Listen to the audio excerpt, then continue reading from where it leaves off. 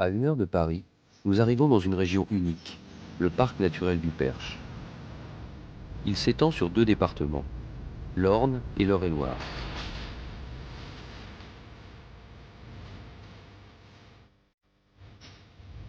Le parc possède des milieux naturels très variés, forêts, bocages, prairies, étangs et milieux humides.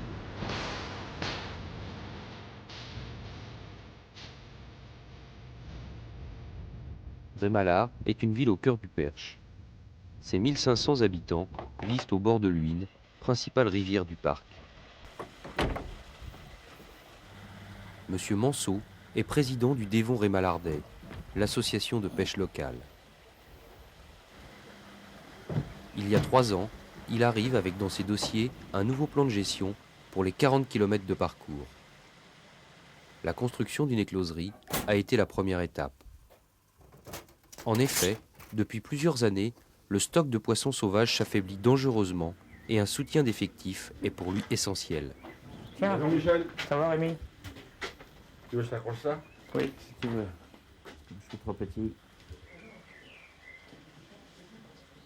Tu te souviens quand on est arrivé, quand on a poussé la porte avec Bernard, tout ça? Oui. On a vu l'état du chantier, les difficultés qu'on allait avoir. Et ce que je trouve drôle, c'est que ça n'a fait peur à personne.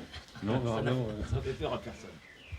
Donc notre premier travail a été de débroussailler un petit peu tout ça pour y voir un peu plus clair. on a eu beaucoup de problèmes avec à boucher toutes les sources qui sortaient de l'argile, tu te rappelles? Donc, Oui. on prenait de l'argile, on a séparé l'argile de tout le reste et on bouchait les trous avec Jaco pour arriver à calmer la source. Les pressions. C'est-à-dire que, oui, ce qu'il faut savoir, bah, que c'est en dessous de tout ça, ce n'est que de l'eau. Que de l'eau, que de l'eau. Alors faire du ciment et faire quelque chose de étanche sur de l'eau, c'est pas évident. Pas évident. C'était dur aussi, hein, les plaques. Hein. Ouais. Quand il a fallu les couper à la tronçonneuse, Couper, ces grosses plaques de ciment. Couper à longueur. Enfin écoute, on peut être satisfait, ça a pris forme quand même. Oui, au bout d'un an, on a quand même réussi à pouvoir faire la première Oui. tournée de truitelle. Oui, la première éclosion. Oui. De toute façon, le but c'était ça, c'était d'arriver à amener les travaux en faisant systématiquement en fin de période de travaux, donc une éclosion de truitelle pour ne pas prendre de retard. Voilà. Parce qu'il y avait toujours la solution de dire on se consacre aux travaux, ça dure 2 ans, mais pendant 2 ans on ne fabriquait pas de truitelle. Et il aurait fallu commencer que maintenant, donc on aurait de toute façon retrouvé ces 2 années de retard au bout. Hein.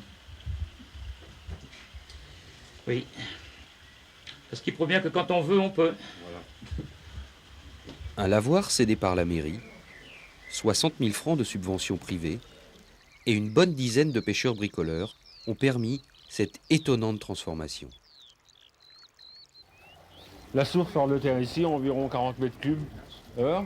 Elle est oxygénée par l'aérateur ici et retourne dans les bassins par les 3 tuyaux ici. L'eau provient naturellement du sous-sol.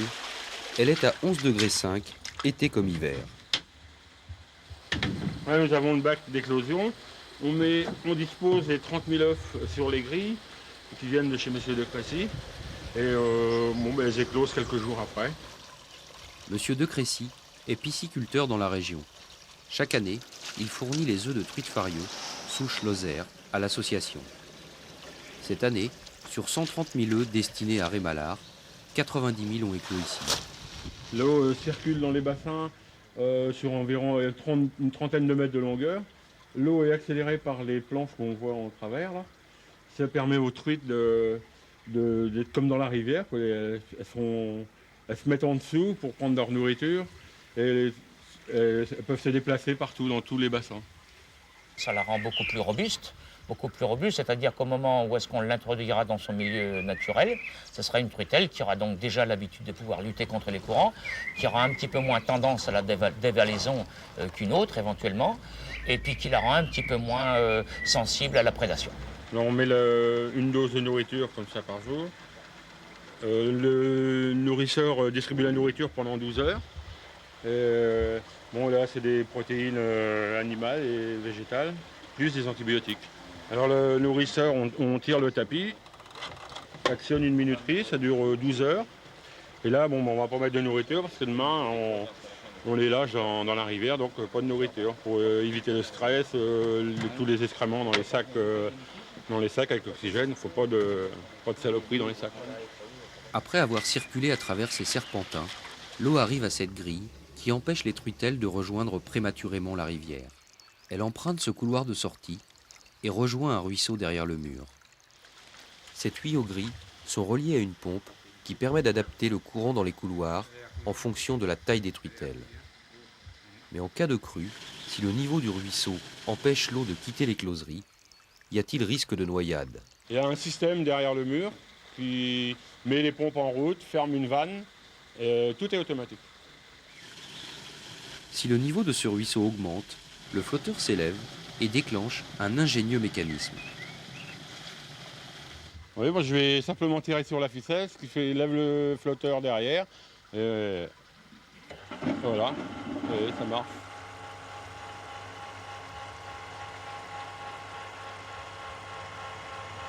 La vanne maintenant est fermée. Voilà, les pompes sont en route. Les pompes rejettent l'eau bien au-dessus du niveau habituel de sortie, permettant ainsi à l'écloserie de rester au sec. Alors quand il y a des crues, on ne s'occupe de rien, le flotteur redescend et tout se referme automatiquement.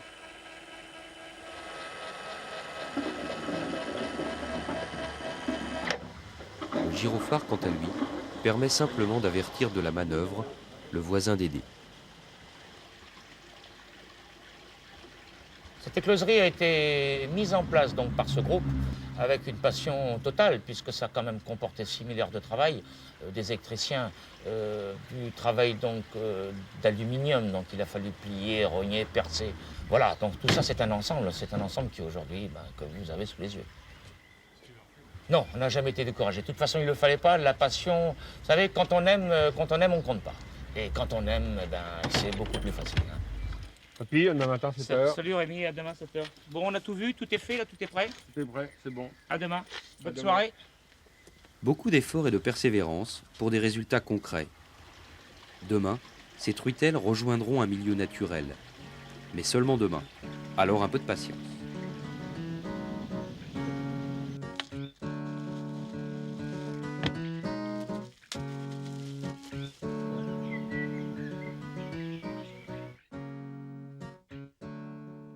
Bonjour messieurs. D'accord. J'ai déjà fait 60 km pour venir chercher en plus. Bonjour. Bonjour. Ça va? Et Pierrot va te mettre par là-bas? Oui. Ce n'est pas la pause du midi, mais bien le petit déjeuner. Monsieur Léon, à droite de Monsieur Manceau, est président de l'Hameçon breton-sellois. Cette APP voisine travaille avec Rémalard depuis le début de l'aventure. Ensemble, ils forment le Val Rémalardais. Les adhérents sont venus nombreux ce matin. Beaucoup ne sont pas de l'Orne, ils viennent pour certains du Mans dans la Sarthe. D'autres ont même fait le déplacement depuis Paris. Bon, les gars ont l'habitude, donc tout ça, ça va se mettre en place. On va commencer à préparer quelques sacs de manière à ce que quand les premières équipes arrivent, pour pas qu'il y ait de perte de temps et que les truitelles soient ramenées sur la rivière le plus vite possible. Pourquoi vous enlevez les accélérateurs? Pour pouvoir les attraper plus facilement. Simplement pour ça. Très bien, les conditions sont parfaites pour ça. Les niveaux d'eau sont bien, la rivière elle est à son niveau normal, clair, c'est parfait.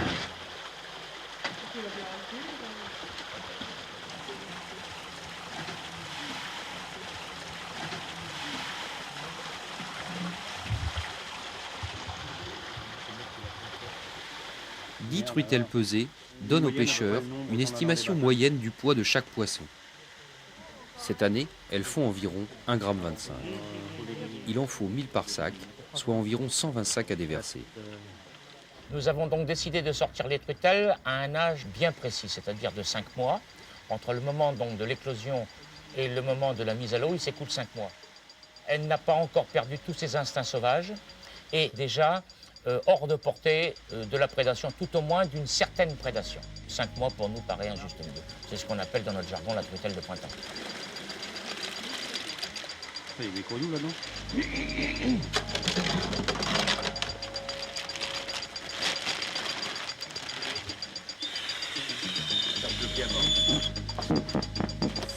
Plusieurs points de lâcher précis sont attribués à chaque équipe. Mais une fois en sac, les truitelles ont seulement 2 heures d'oxygène. Le temps est compté.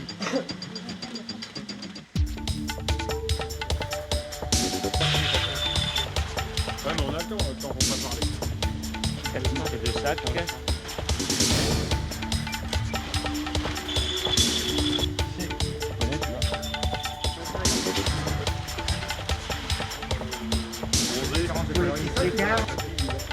C'est bien. C'est qui mettent, nom de Dieu, remettre ça en place. Joli, bravo. J'essaierai d'en récupérer d'autres.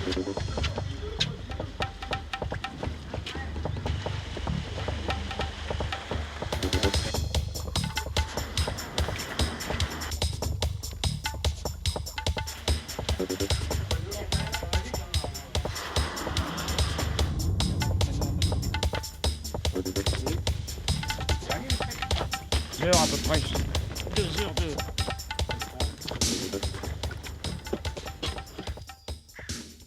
Pour le lâcher, les pêcheurs choisissent des petites eaux claires, avec une faible pente. On va commencer à déverser là dans le coin, là, puis en redescendant. Je pense que là, on a de très beaux postes. J'ouvre, Michel, c'est bon, hein? Oui, vas-y. On va faire la gravière sur le haut. Hein. Et puis, Bernard, c'est bon, ça marche. Vas-y, vas-y. Tac, tac, le coup, et top. L'arrosoir est... C'est bon, c'est dans l'autre. Oui.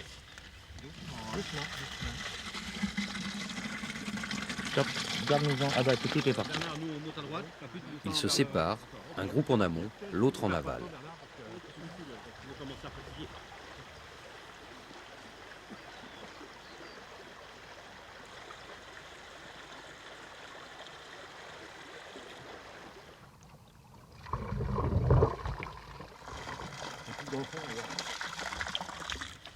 Dès leur arrivée dans l'eau, les truitelles se placent nez au courant, preuve qu'elles gardent, grâce au circuit aménagé dans les closeries, tout leur instinct naturel.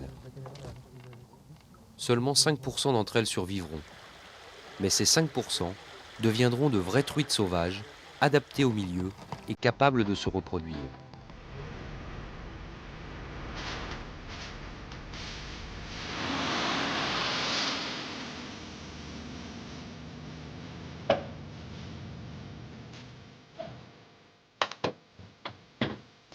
Là, je viens de ça, sur la Ferté. Je suis de la Ferté-Bernard. Je fais donc une bonne cinquantaine de kilomètres pour venir pêcher cette jolie rivière. On est sur la Comauche et ça se jette dans l'Huisne à quelques, je dirais un petit kilomètre. Il n'y a pas des jolies rivières près de là où vous habitez? Si, mais elles ne sont pas gérées pareil. C'est ce qu'on appelle de la pêche du poisson surdensitaire. On jette des tonnes de poissons prêts à prendre, prêts à manger. Ils sont pas cuits, mais c'est tout comme. Donc pas du tout intéressant. Monsieur Ferrol pêche uniquement à la mouche. Ce temps froid et humide ne permet pas l'éclosion de mouches en surface. Comme le poisson se nourrit sur le fond de la rivière, il décide de pêcher en noyé.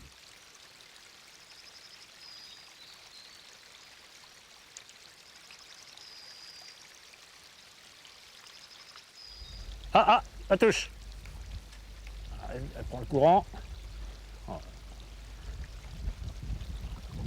C'est une fario. Une belle fario. Bon, c'est 30 cm à peu près.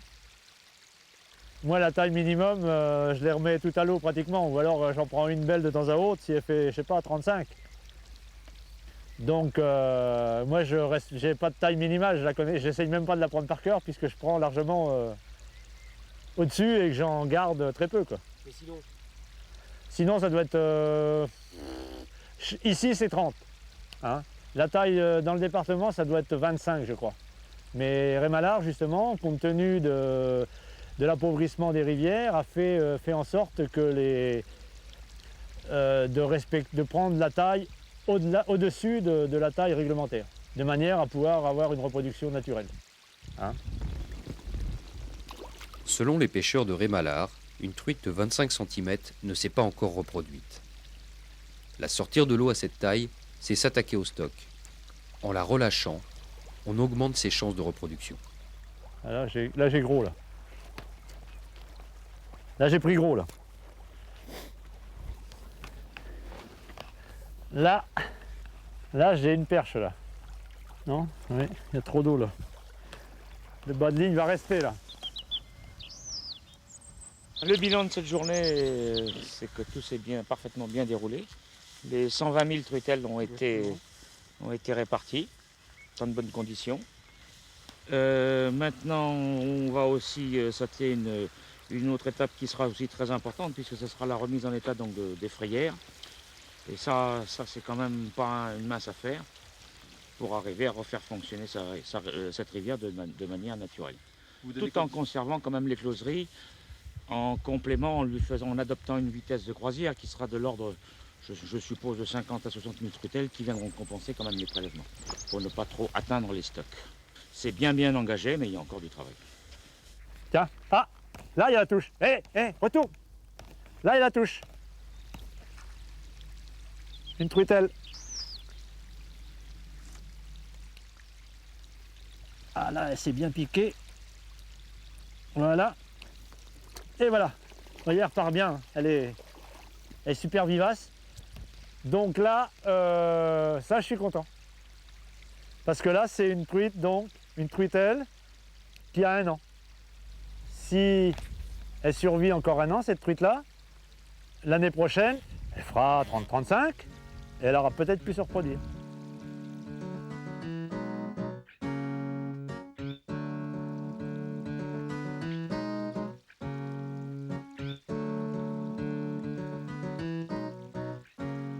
La vie aujourd'hui est trop trépidante. On détruit tout et on ne s'intéresse plus beaucoup à tout ça. Et c'est là, c'est des cadres, c'est vrai, où on peut rencontrer, où les animaux sauvages arrivent à survivre. La destruction des frayères naturelles et une pression de pêche exagérée ont dépeuplé les rivières de poissons sauvages. Le Val Rémalardais propose des solutions plus globales que le simple lâcher surdensitaire. Mais à long terme, le meilleur plan de gestion ne serait-il pas de permettre à la nature de s'autogérer ?